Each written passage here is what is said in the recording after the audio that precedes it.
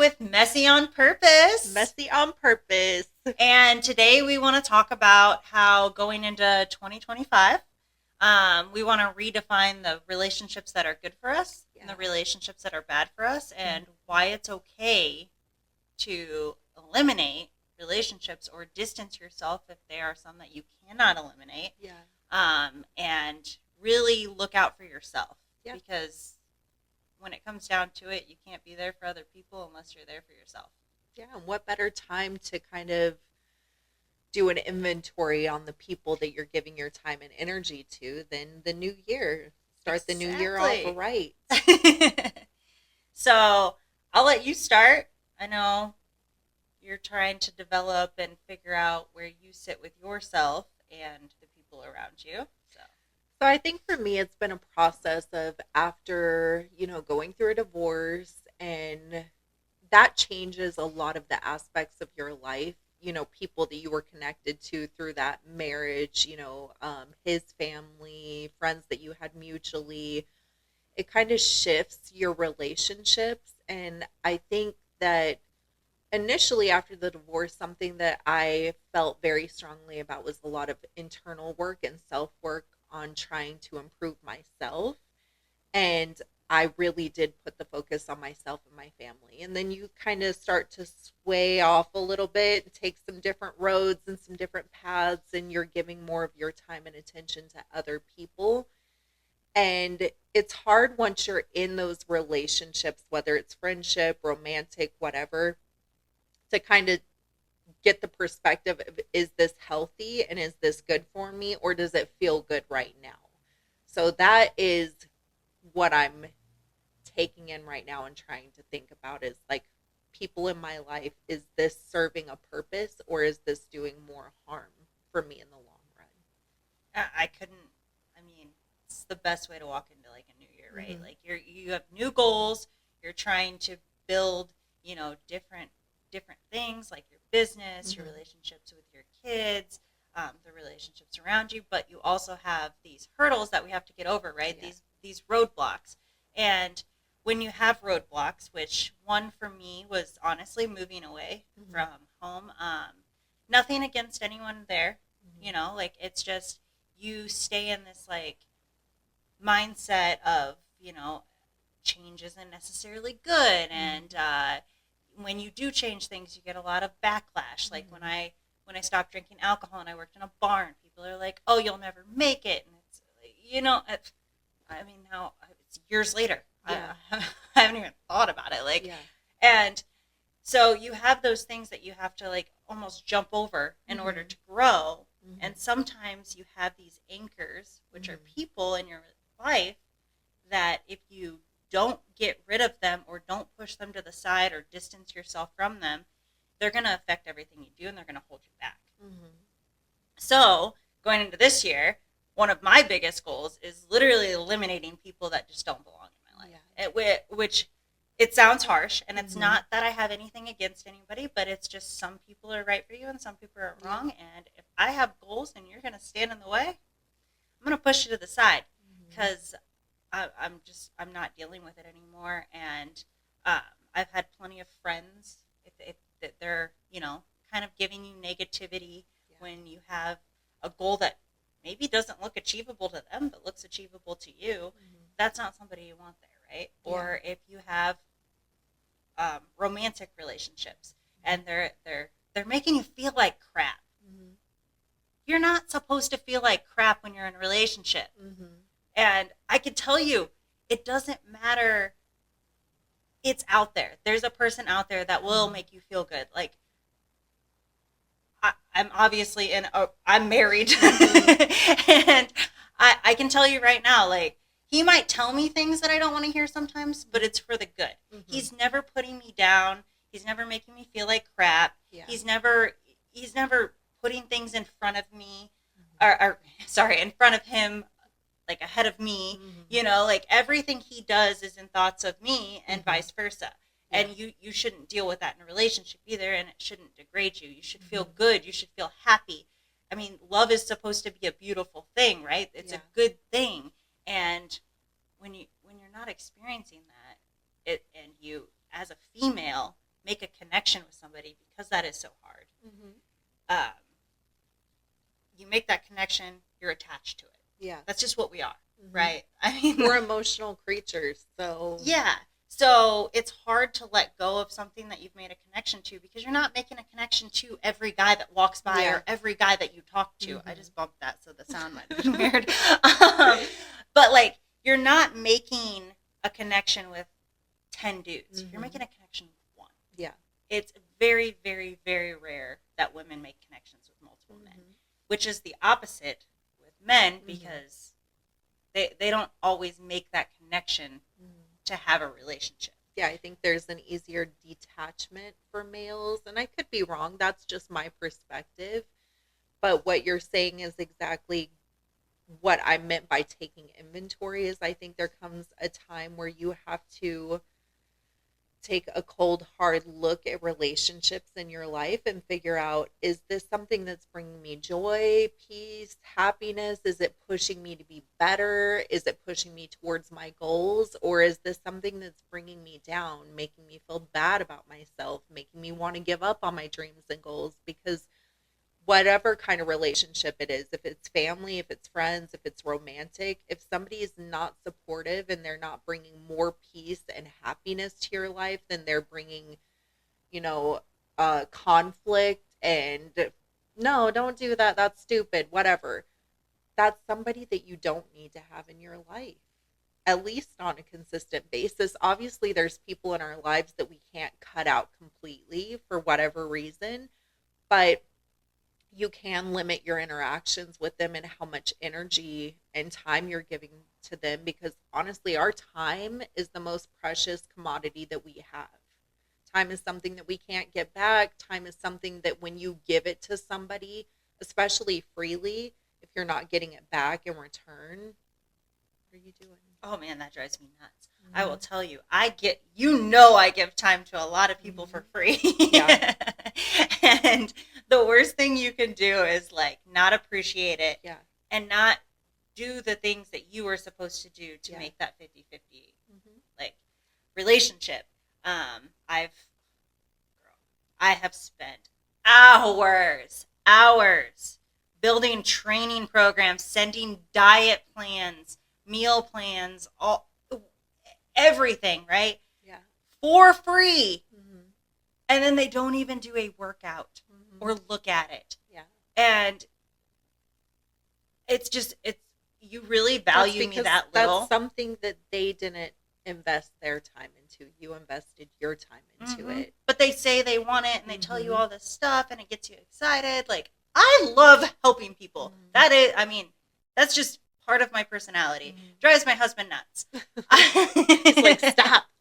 Not that he doesn't like helping people, but like, I go a little extreme, right? Like, I just want people to be better, and I always want the best for people. And he probably doesn't want to see you being taken advantage of. He's seen that a lot. And I'm at a point where I'm done. I'm done. I'm sorry. If you want my help, you have to prove you deserve it.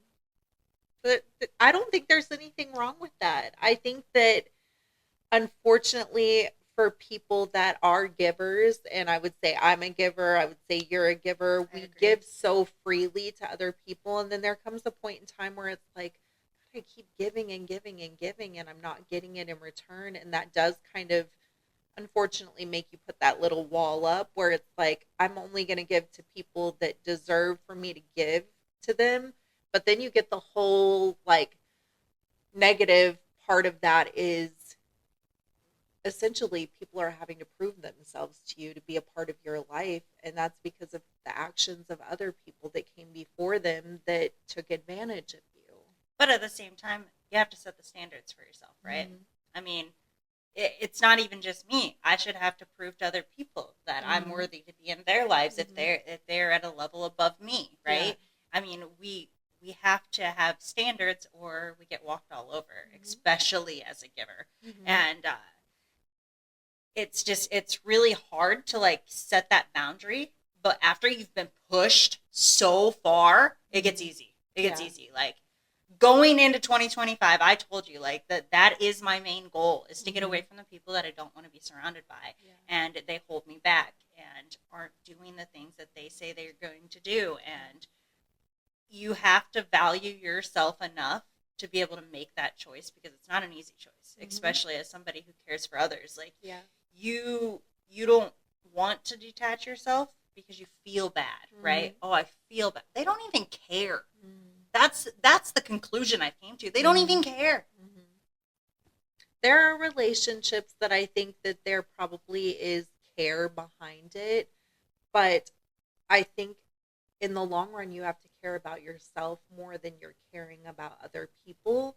And for me, it is very hard to detach myself from somebody that I care about.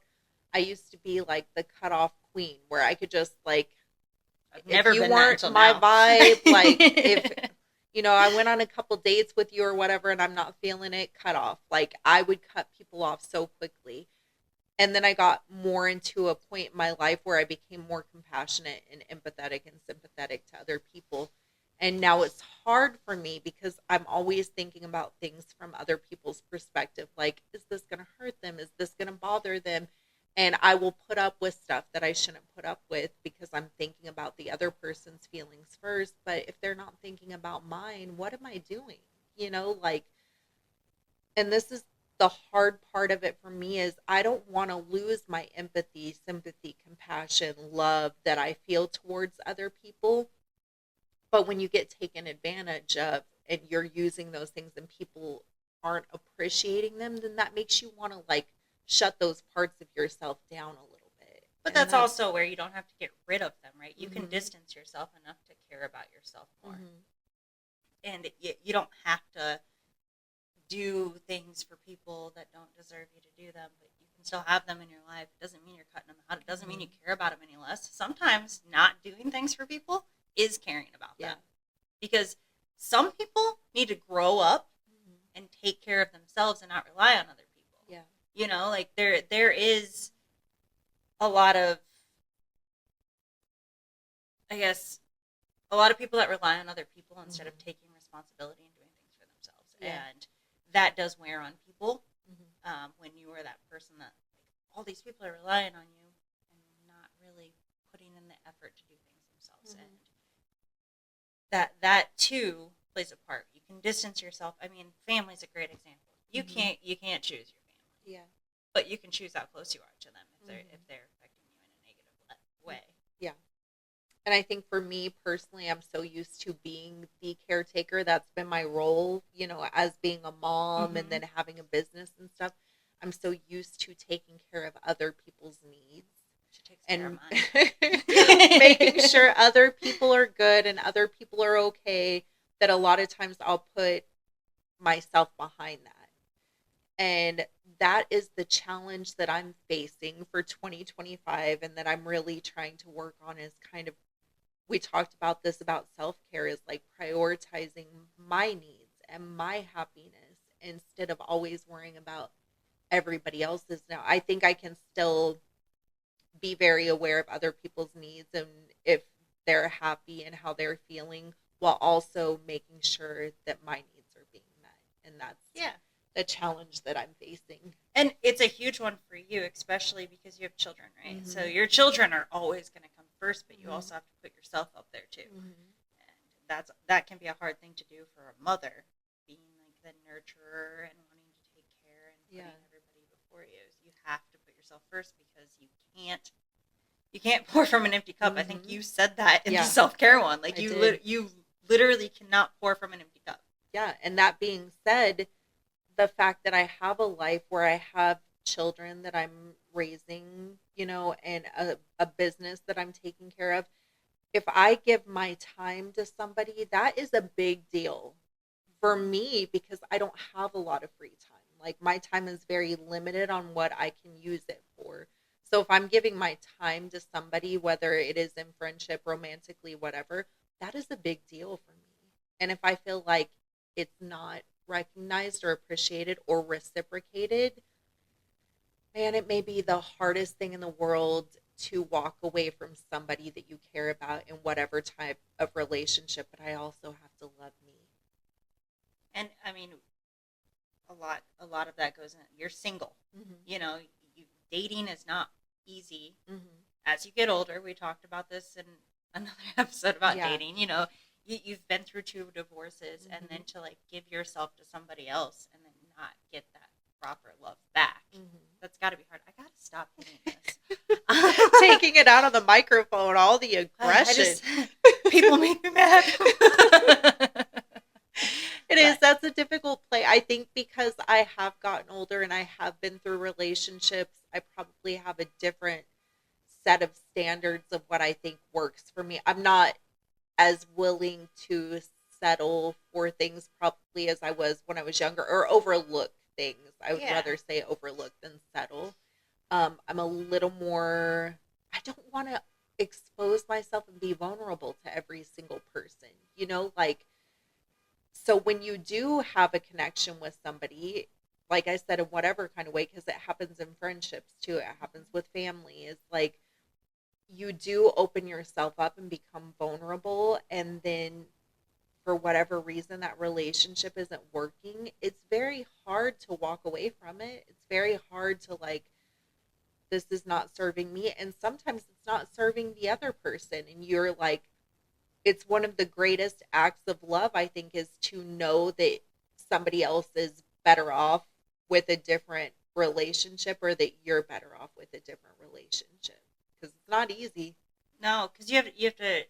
A lot of times, those relationships have went on for years. Right? You've developed this relationship with somebody. It's taken time. You know them inside and out, and then now you're cutting ties with something that feels like home.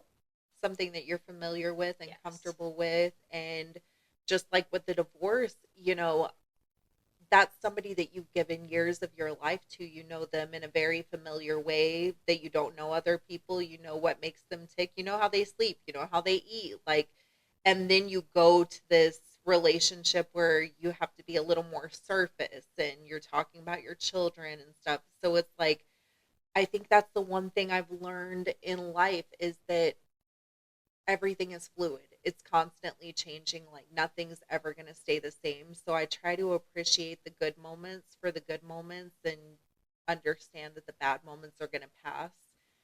But yeah, it's hard to kind of put that importance on yourself. And change is also hard. People struggle with change.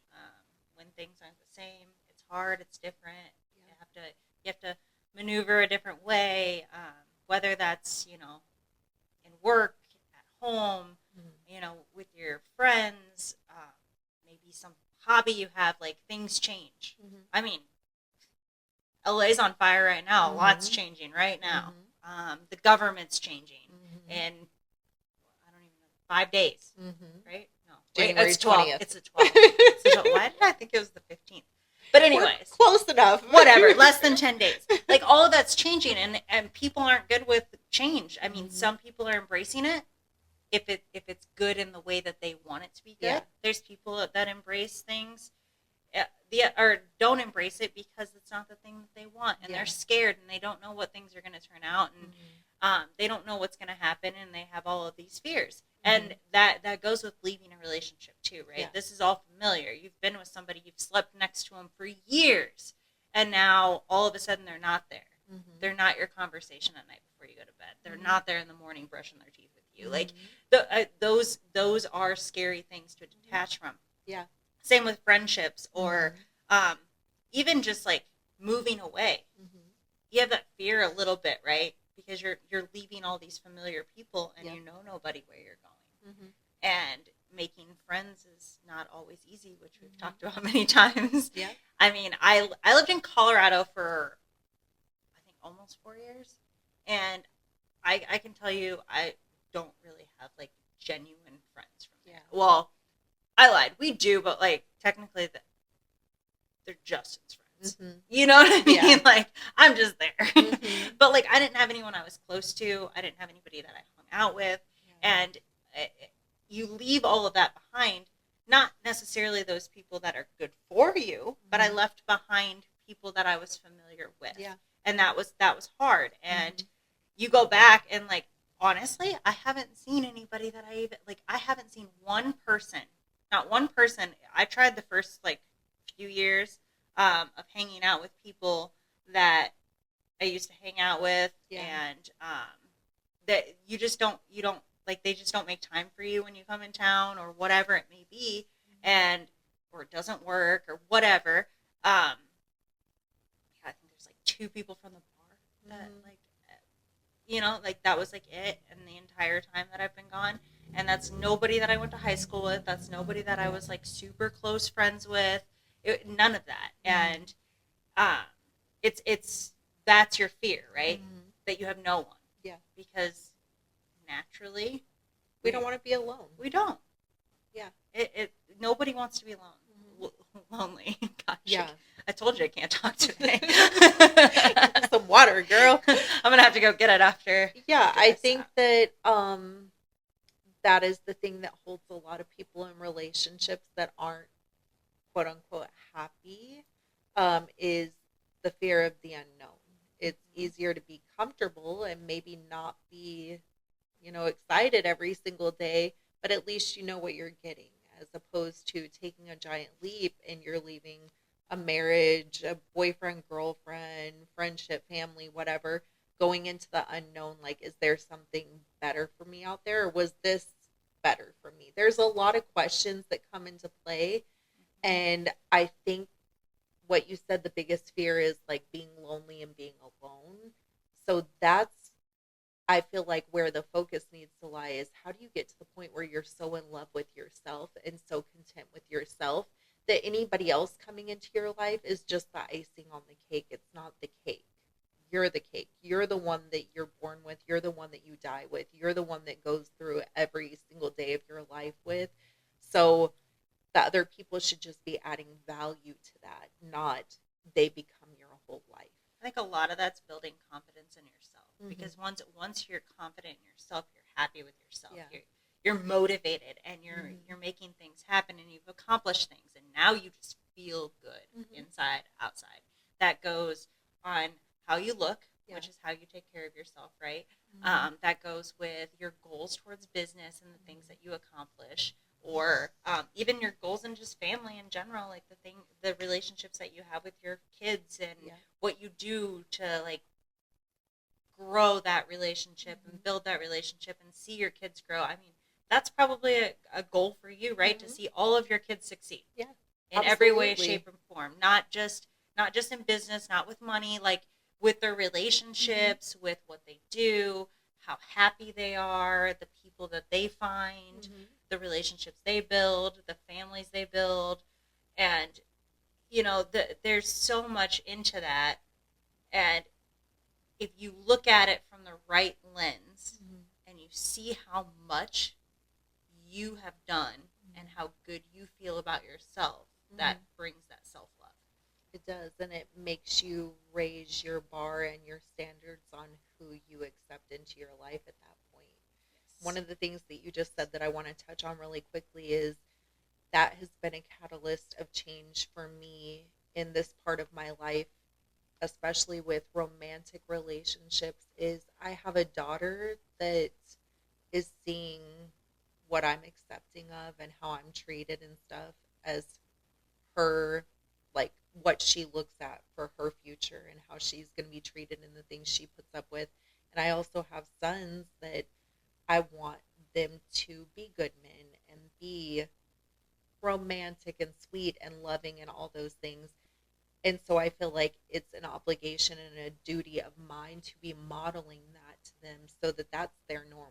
They're not going against everything that they saw growing up to be good men or to, be romantic or do sweet things.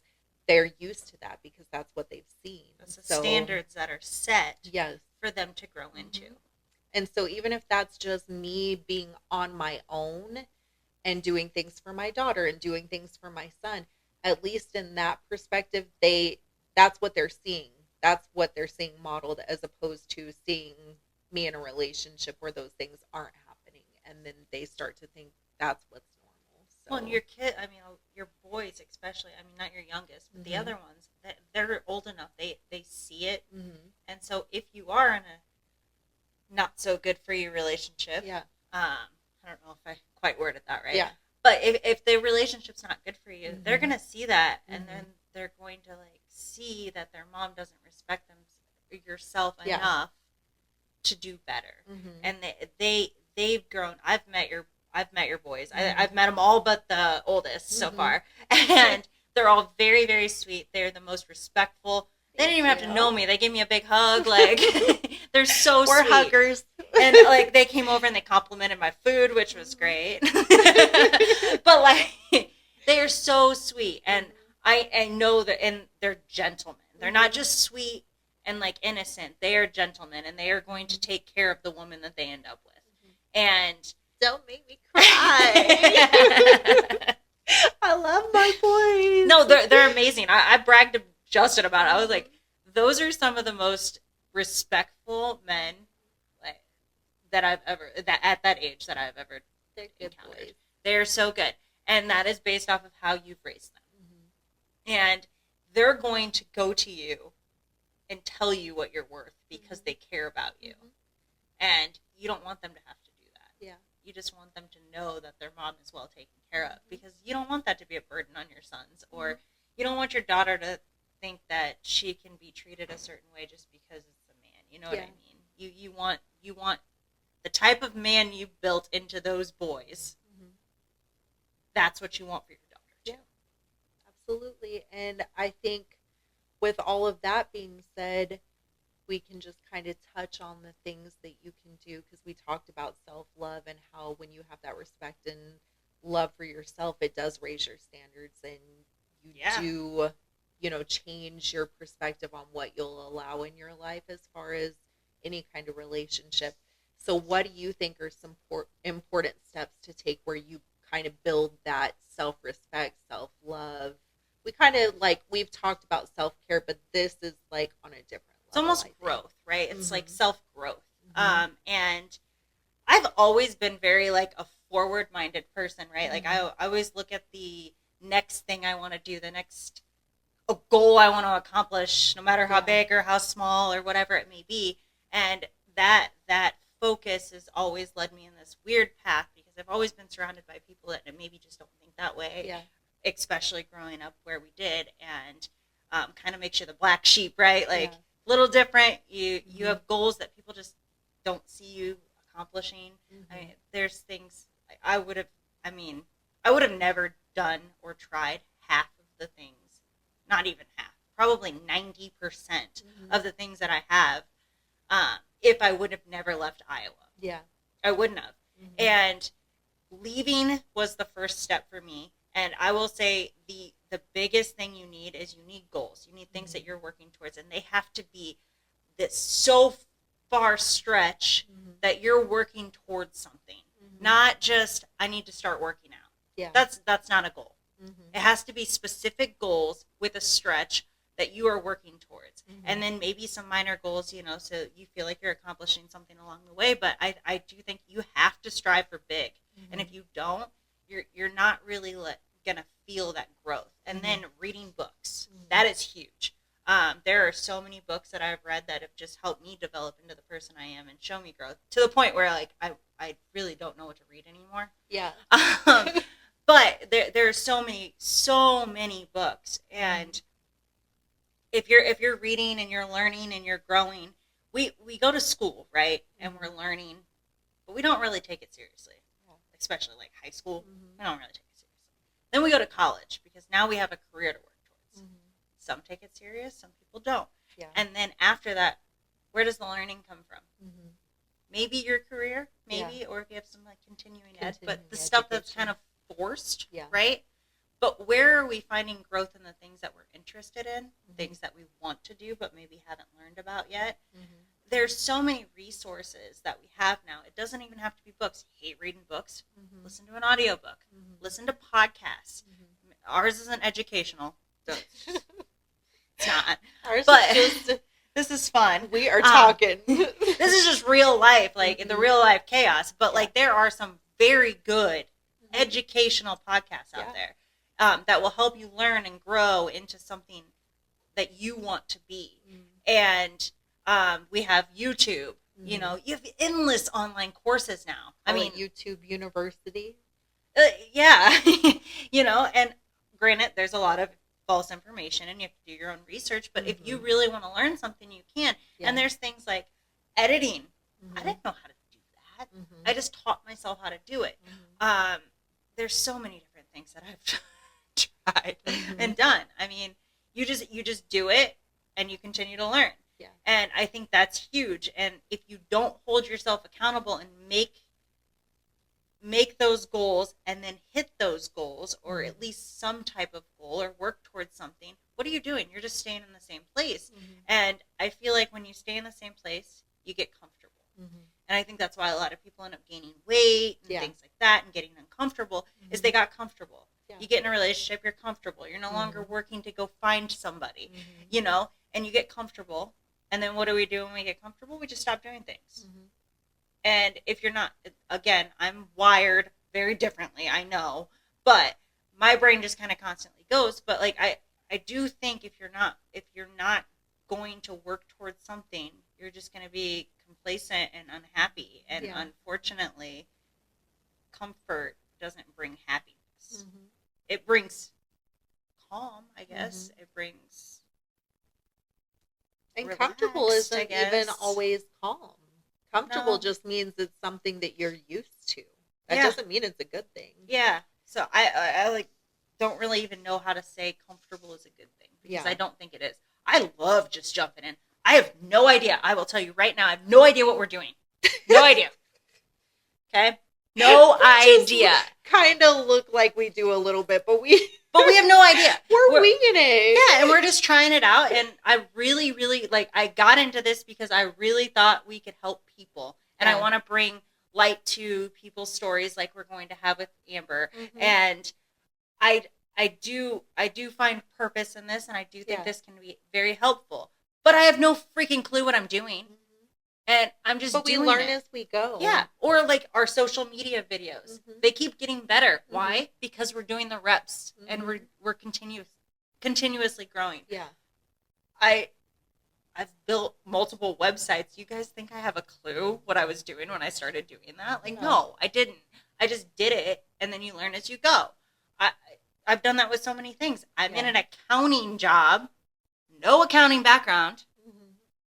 And I'm growing. I've been there a year, and I love it. I'm actually going to go back to school. I'm going to get my master's, and then I'm going to get my CPA. Like, that's the goals, based off of trying something and getting into something that I had zero knowledge of. It was uncomfortable, and it was not easy, but you just do it. I was going to say that about you talking about comfortable and me saying comfort isn't always a good thing. I think some of the biggest transformative moments of our life come from the uncomfortable times, not the comfortable times. Oh, no. Being uncomfortable is what pushes us to do things, to improve our situations, become greater. And I'm going to take a little bit of a different direction than you, because you were saying not just like, I'm going to go to the gym and work out. I can say coming out of a relationship, some days it was challenges to just want to get out of bed. So I think in situations like that, especially like if you are feeling depressed or there's some like mental health stuff going on, or you're just struggling, giving up a part of your life that's been so important, sometimes setting those small goals and fulfilling those leads to the bigger ones, where it's like, okay, I want to start going to the gym. Maybe you walk in there and you don't have a clue what you're going to do. You just get on the stair stepper, you're going to the bike and riding it for 15 minutes. But starting off that way, then once you get in there and you start doing it and you start feeling a little better, then it's like, okay, but now I want to like do weights, and now I want to focus on different body groups. So it's like sometimes you need those smaller steps to build to the bigger goals. For me, like just something as simple as like cleaning your room, organizing your closet, like getting rid of, I know it's like symbolic almost. I feel like you're talking more about habits, right? You're building habits to better yourself. Yeah, initially in that time where you're going through a change in your life of giving up relationships, it's like there is a lot of symbolism in like cleaning your room out and your clothes, because it's like I'm getting rid of the stuff that I don't wear anymore, that I don't that Yeah. I don't need to have here anymore. And then from there, you either continue building and growing and getting bigger goals and better habits, or we get complacent again. And I think the biggest thing is just try not to ever be comfortable. Mm-hmm. It sounds absolutely terrible. Like, it's okay to get comfy on the couch, Get comfortable in your bed at night when you lay down. Exactly, but when we ain't resting. It's the same in the business world. Like, when you get comfortable and you're like, okay, well, I've got this many clients booked or whatever, you get kind of comfortable and you're not pushing out your content and stuff. Well, you may not see it initially, but like the next week, you might not have as many clients, or the next month, you might not have as many clients because you were just comfortable in that area that you were in.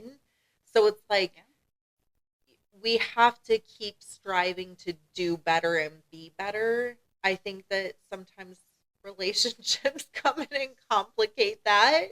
Yes. And that gets a lot of your focus and time and attention. But in 2025 and trying to start the new year out right, that's where I want my mindset to be, is I don't want to be comfortable. God, don't take that too far. Please, God, listen to what I'm saying. I don't want to be so comfortable that I'm not pushing to be better and I'm not doing better. And then she's got me, because I'm straight crazy. Mm-hmm. I'm already pushing goals on her that I don't even think she knew she had. I'm like, what? I'm like, oh, so we're going to do this. Please send me this. What? Hold up. So I'm going to be your little pusher. You are. Push me. Get you a friend like that. That's the kind of relationships you want to have, where you have somebody that's pushing you to be better. They see the potential in you, and it's like, I'm not going to let you just settle for being where you are and like what you are right now. I can see greater in you. Yeah. I'm pushing you.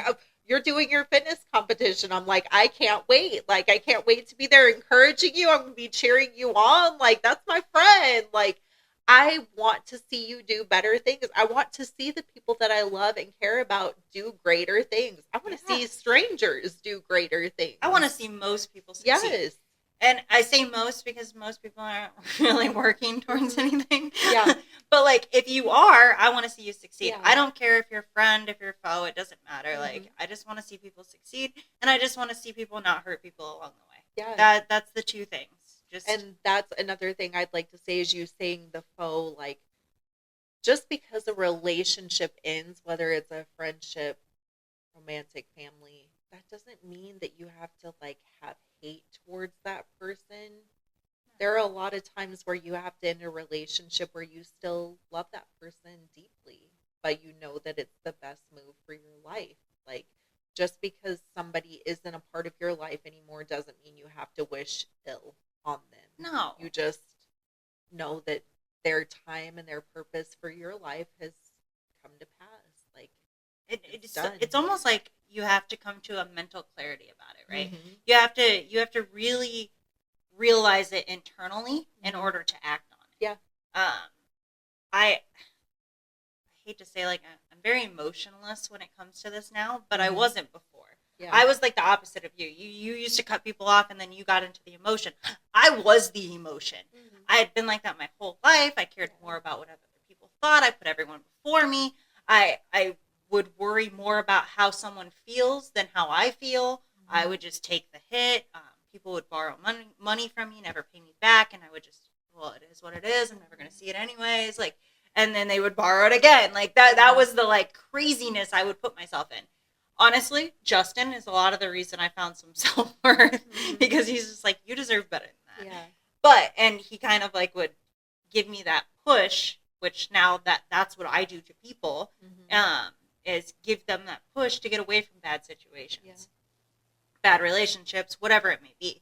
And so I've been walked on like the rug out front, you know what I mean? Like, so many times. And so to the point of, I just don't really have an emotion. Like, to me, it's almost like a business transaction now. Like, if you don't belong and I don't belong with you, there's no point. Or if you don't like me and I don't like you, or vice versa, or whatever, like, it's okay. It's fine. It doesn't mean I hate you. I just don't care to have you in my life. And I think a a lot of people will try to make relationships work just because they don't want to deal with the hard part of letting it go. Mm-hmm. Most of the time, the people that you want to disconnect from you just as bad. Mm-hmm. They won't say it. Yeah. But it's true if a relationship doesn't work. Now, granted, a narcissist is a whole another ball game. Mm-hmm. That we got to watch out for that. Mm-hmm. That's not good. Yeah. If people are bringing you up, bringing you down, mm-hmm. making you feel guilty, that you cut off as quickly as possible. Mm-hmm. That you have to watch for, because you'll get taken advantage of no matter where you're at in your life. I can still get that happen to me, just because the way they go about it is so